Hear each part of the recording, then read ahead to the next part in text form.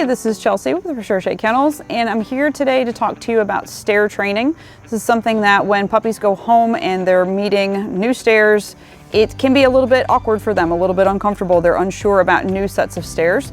They have a lot of access to stairs when they're with us, but every new set of stairs is going to be something that might be different, uncomfortable, whatever for them. So we want to show you how we work with these guys when they're with us, to show you what it's like, show you some of the things that they go through and how we handle getting them to go up these stairs or down. Most of the time you're going to have a puppy that can go either up the stairs really well and down is difficult, or you'll have a puppy the opposite of that, that can go, has difficulty the other way. So oftentimes that when they're starting off on a new set of stairs, the first thing that they're going to do is they're going to struggle, they're going to back up, they're going to say no, they don't want to do it. So we don't give them the option to go backward. We want to make sure that when we're teaching them a new set of stairs that we have them on leash, for one thing, so that they can't have the option to run away to go someplace else and avoid doing what we want to do.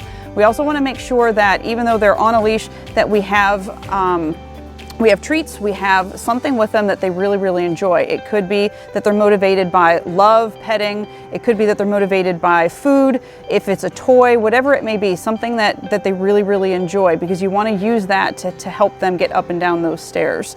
And the other thing we want to remember is that they're going to be uncomfortable, and they're only going to be uncomfortable for a moment or so. It's okay for them to be uncomfortable when they're learning something new. It's okay for them to struggle a little bit, as long as you see a little bit of progress.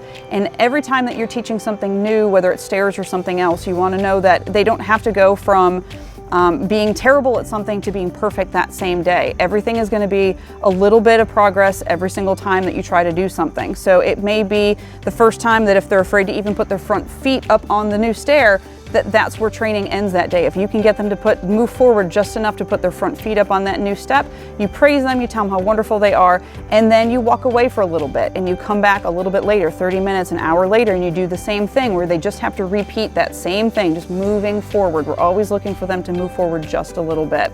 So I'm going to go ahead and get started. This is a puppy that is just now really getting into stair training, just now starting to learn these things. So you're going to see the struggle from the very beginning. A puppy on a new set of stairs, he's never seen these stairs before, and you'll get to see how he struggles where he's not sure he wants to go up, and with just that little bit of progress each time.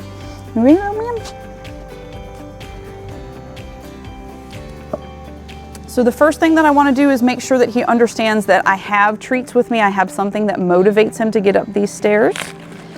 And I don't want to pull him up right now. I just want him to understand that he can get closer. And as he gets a little bit closer to the step, then I'm going to reward him. So it's not a struggle yet, because he's comfortable with this, and I just want to get him to move forward.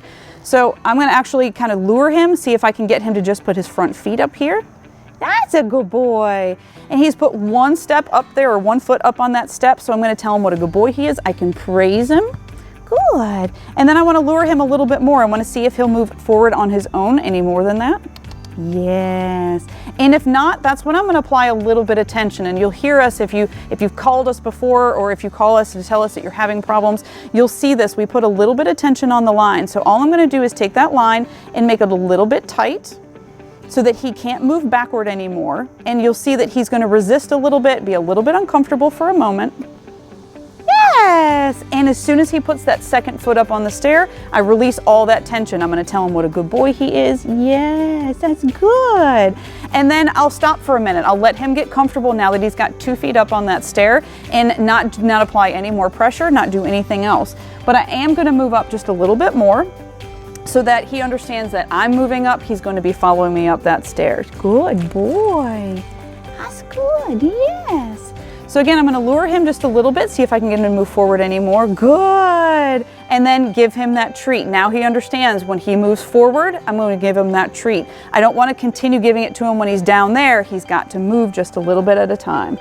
Good. So I'm going to back up one more step, and I'll use that treat, kind of lure him up.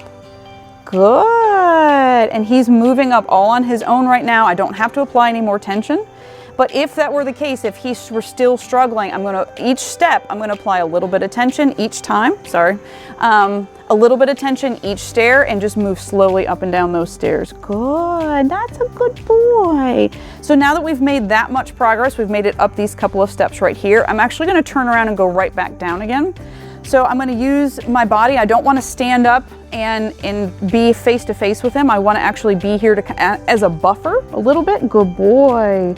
That's good. That way, if he wants to use me a little bit, if he feels a little bit safer because I'm here, then that's fine. It'll help him get down that stair. Good. I'm gonna switch sides, bud. Yeah, I'm gonna switch sides. So I'm gonna pat that step and tell him that's where I want him to go. Good boy. Good. I don't have any treats right now, but if I did, I can lure him down to that next step. Yeah. So I can help him. And if he gets stuck there, if he can't move forward, if this, you know, he's done one step on his own and he's stuck, I'm gonna apply just a little bit of tension. And you'll see he does a little bit of resisting. Good. And then I'm going to, as soon as he moves forward just a little bit, I'm gonna praise that. Now, oftentimes, let's go.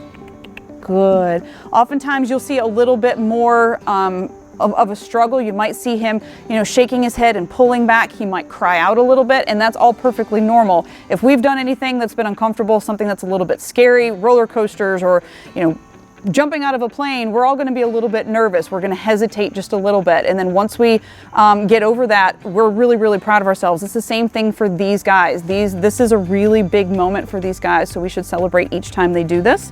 Let's go. That's a good boy. Good. Good. And so the expectation is from here, I don't have to treat him every single time he goes up one step now. He's moving on his own. Nice. Good. Come on. Good boy.